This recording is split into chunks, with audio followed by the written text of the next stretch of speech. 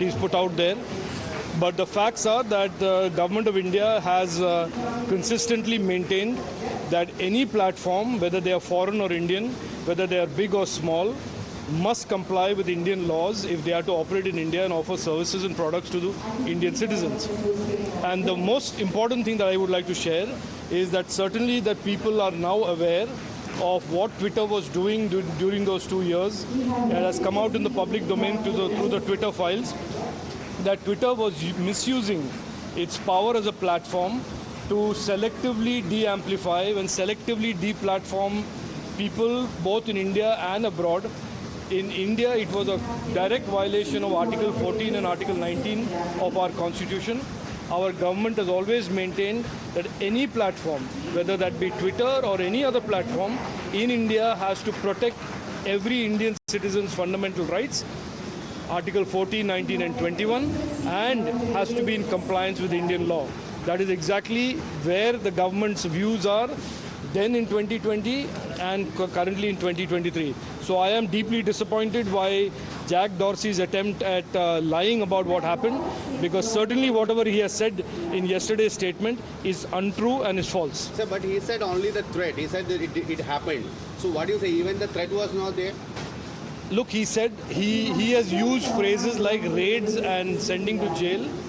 The facts are out there for you. You are journalists. You can find out between 2020 and 2022 if anybody from Twitter or indeed any social media platform was sent to jail. India is a democracy where rule of law prevails. Just because somebody wants to go to jail or somebody wants to send somebody to jail, it doesn't happen. We have a very robust judicial system. We are a robust democracy. We are where rule of law prevails, and therefore for somebody to characterize what has happened in the way that he has characterized it is an outright lie.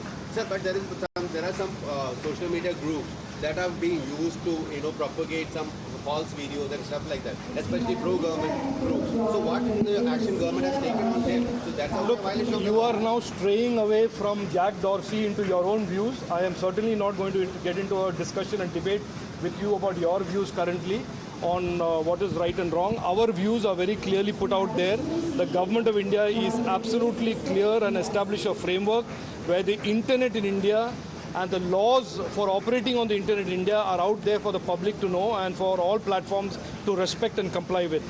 We ask for compliance with law. We ask for nothing more. We ask for nothing less. Type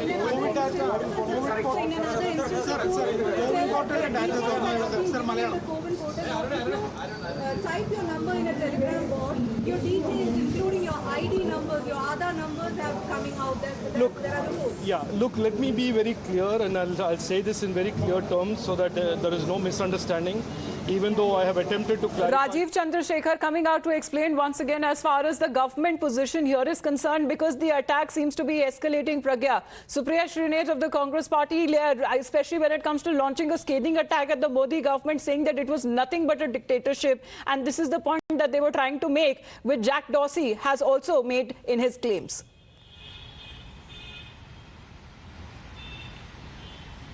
Absolutely. We have heard Supriya Shrinate also saying that under government pressure, Rahul Gandhi's account was also suspended. But let us not forget also that time Union Minister of IT Information Technology, Mr. Ravi Shankar Prasad, his account was also suspended and put on blocked. He couldn't access his account for more than an hour.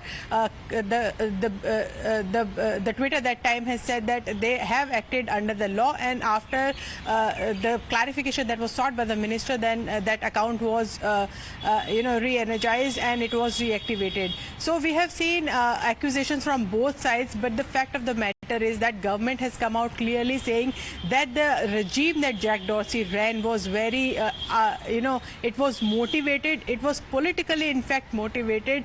It was not as simple as it seems. They were non-compliance in government orders. They were propagating not just the misinformation, but also promoting disinformation. And many sources on the BJP and, in fact, government has also pointed out to the fact that time that there was a toolkit in play, and, in fact, the international influencers like Rihanna and others, Greta Thunberg, were commenting on because the Union Minister is still speaking in on other issues as well. We'll just go back to his reaction. Pragya, please to stay on with us. Look, Look, the government is working relentlessly 24/7. We have created a national data governance policy. We have made sure cyber security is tight. We are introducing the personal data protection bill in the next session of Parliament. If there is anybody interested today in ensuring that the data of our digital Nagriks are safe and secure, it is the government of India, because that is our avowed goal and our mission. We have said this repeatedly. However, before we jump to conclusions that the data that the Telegram bot is throwing up is real, we have to certainly investigate whether it is real or fake. There is a very high degree of possibility. Right, so that is the Union Minister Pragya also speaking on the data breach apparently when it comes to on Telegram, as the opposition party leaders have been raising, whether be it from the TMC and also we just heard it from the Congress party. Here is the Union Minister saying that the privacy of the common Indian man will never be compromised. That has been the government stand, but there are many questions that has been raked up by the TMC leader, and saying that I want point-by-point rebuttal and also explanation on how this data has been, revealed to everyone, and it has been in open for everyone to see. So the minister has also come out on the social media platform saying that that was the previous data that was stolen, but the Indian CERT emergency response team basically has been kicked in. And also a probe has been ordered. The minister is saying that the data is perfectly secure. We have ensured that the COVID data will not be breached, and that was just a bot throwing up all the information of the previously stolen data, and it has nothing to do with the data that are related to the COVID app and all those who have been vaccinated. So a reply, a fair amount of rebuttal that has been coming straight from the Union Minister right now. But I think that there would be more explanation that we may see coming out from the ministry. Since the probe has been ordered, they're saying that it's not that they are justifying everything, but the fact is that there has been allegation and accusation, and that is why the probe has been ordered. So I think we should wait for some time before the ministry comes out fully with the report, and also try to explain how the data earlier was stolen and how they are saying that the data is now very safe and secure, with the government accessing all our data and also making sure that our storage of data remains very safe. Right, let's come back to Jack Dorsey and the issue of Twitter privacy in the country is also concerned, because the explanation on part of the government of India seems to be very important. What the Union Minister has been saying, Rajeev Chandrasekhar, I believe this is his third attempt today that he is coming out to speak on this particular issue, because questions are now being raised, especially by the opposition. We saw it from the opposition party leaders as far as the Congress party just finishing off with their press briefing. We are showing both sides. We are showing both sides, their reactions and their opinions that have been coming in right now. As far as the Congress party here is concerned, let's break that story further for our viewers, especially Pramod Tiwari of the Congress party has now come out to question the government, saying that this is nothing when it comes to dictatorship, and that is something that has also been endorsed and talked about by Jack Dorsey himself. Let's listen into another Congress leader.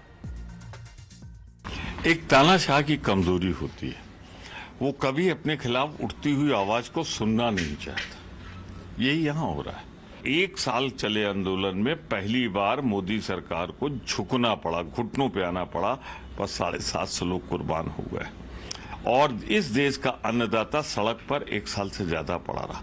तो उसमें जब भी बोला जाता था, यह शक भी था, दिखता भी था, जो आदमी कहे मैं निर्वाचित प्रधानमंत्री हूं, उसकी सरकार अगर एक लोकतंत्र के चौथे पाए की आवाज को दबाए तो वो सरकार लोकतंत्र में विश्वास नहीं रखती। इसलिए कांग्रेस कहती है ये सरकार लोकतंत्र के बाने में तानाशाही चला रही है। So as far as Jack Dorsey is concerned,